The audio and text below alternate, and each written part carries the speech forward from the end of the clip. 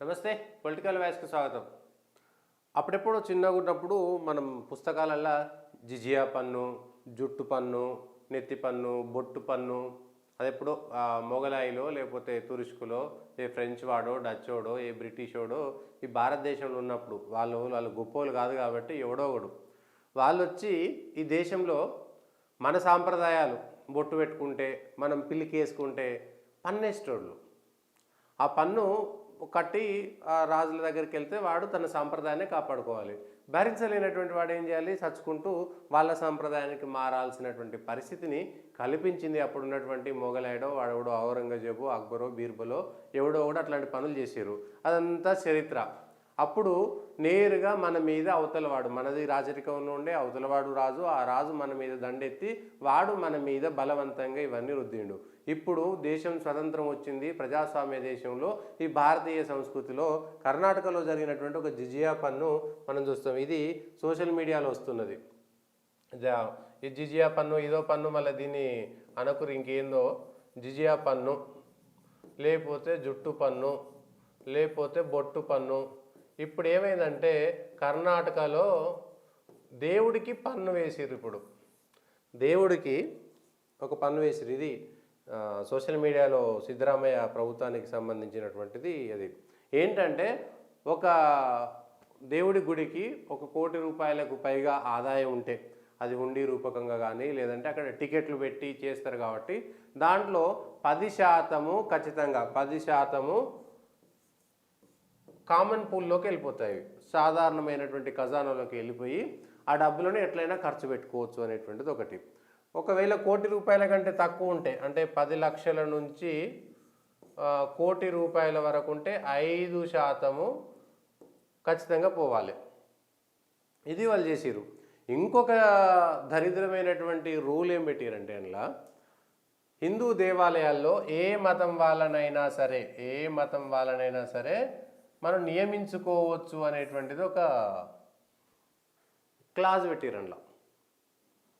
ఇప్పటికే దేవాలయాలను నాశనం చేస్తున్నాయి ప్రభుత్వాలు. వాళ్ళు తీసుకొని వచ్చినటువంటి పైసలు అన్ని దేవాలయాల భూములను ఆగం చేస్తుంటే కర్ణాటకకు సంబంధించినటువంటి ప్రభుత్వము చేసినటువంటిది మళ్ళా ఇదే కర్ణాటక ప్రభుత్వం 200 కోట్లు ముస్లింల కోసం, 100 కోట్లు క్రిస్టియన్లకు సంబంధించినటువంటి ఖజానా నుంచి వాళ్ళకి ఇచ్చారు. వాళ్ళ గుళ్ళ నుంచో వాళ్ళ మతాలకు సంబంధించినటువంటి ప్రార్థనాలయాల నుంచి తీసుకోలేదు. ఖజానా నుంచి, అందరి ఖజానా నుంచి 200 కోట్లు ముస్లిమ్స్కి, 100 కోట్లు క్రిస్టియన్లకి వాళ్ళ అవసరాల కోసం ఖర్చు పెట్టుకోవడం కోసము ప్రత్యేకమైనటువంటి కార్పొరేషన్లు పెట్టి ఇచ్చారు. అదే హిందువులకు సంబంధించి దేవాలయాల్లో 1 కోటి రూపాయలు ఉంటే 10%, 10 లక్షల నుంచి 1 కోటి రూపాయలు ఉంటే 5% పన్ను కట్టాల్సినటువంటి పరిస్థితి ఇప్పుడు దేవాలయాల నుంచి.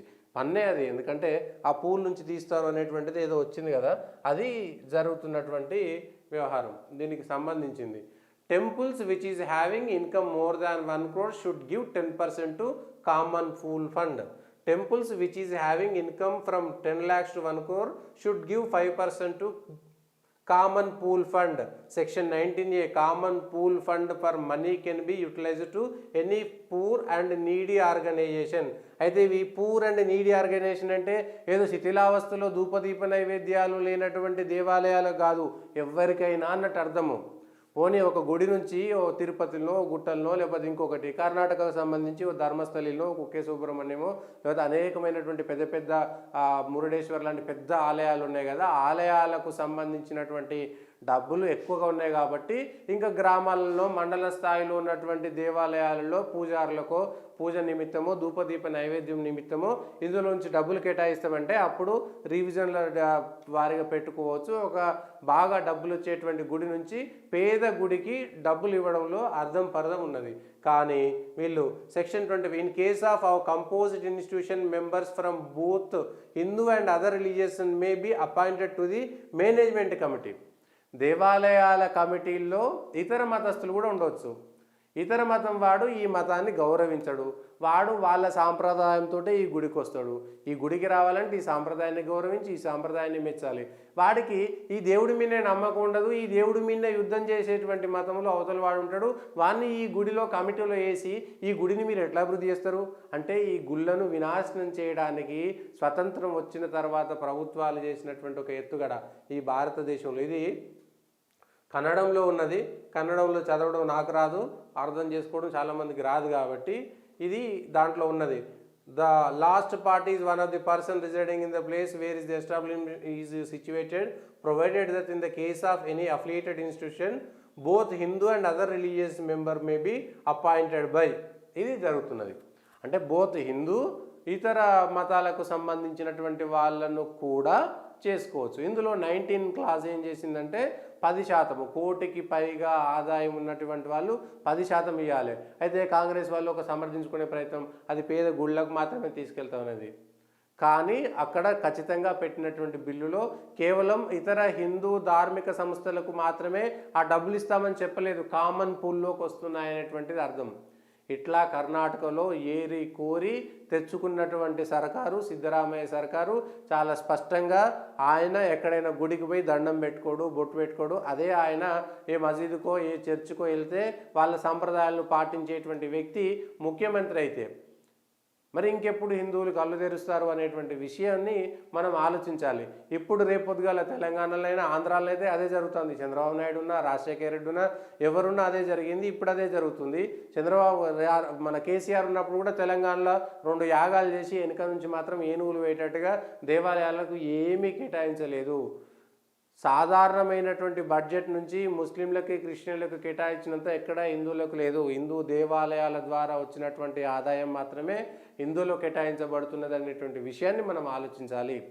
ఇట్లా భారతదేశంలో భారతీయుల సనాతన ధర్మానికి పుట్టినటువంటి భారతదేశంలో ఈ ధర్మం పైన ప్రభుత్వము అధికారికంగా దాడి చేస్తున్న విషయాన్ని మనం పట్టించుకోలేనట్టయితే మరికొద్ది రోజుల్లో ఈ దేశంలో ఈ ధర్మం నాశనం కావడానికి ప్రభుత్వాలే కారణమైతే కాదు హిందువులే కారణమవుతారు. హిందూ వ్యతిరేక శక్తులను రాజకీయాల్లో తీసుకొచ్చి గెలిపించినంత కాలం ఇట్లాంటిదే జరుగుతుంది. ఇది కర్ణాటకలో జరిగింది, వెస్ట్ బెంగాల్లో జరుగుతున్నది, ఏడిపోయినా అదే జరుగుతుంది. కేవలం గంపగుత్తగా వీళ్ళంతా ఒక ఓట్లు వేస్తారనేటువంటి విషయాన్ని చూస్తే అదే జరుగుతుంది. పాత బస్తీలో ఉన్నటువంటి దేవాలయాలన్నీ ఎందుకు మూగపోయినాయి, చాంద్రాయణ గుట్టలో ఉన్నటువంటి చెన్నకేశవ ఆలయం ఎందుకు కూలబడిపోతున్నది, చార్మినార్ చుట్టూ ఉన్నటువంటి హిందూ దేవాలయాలని ఎందుకు శిథిలావస్థకు వెళ్తున్నాయి అనేటువంటి విషయాన్ని మనం పరిగణలోకి తీసుకోవాలి. రేపు పొద్దుగాల భారతదేశంలో హిందూ అని చెప్పుకునేటువంటి ఉండదు. రేపు పొద్దున ఎవడైనా హిందూ అని చెప్పుకుంటే కూడా పన్నేస్తారు.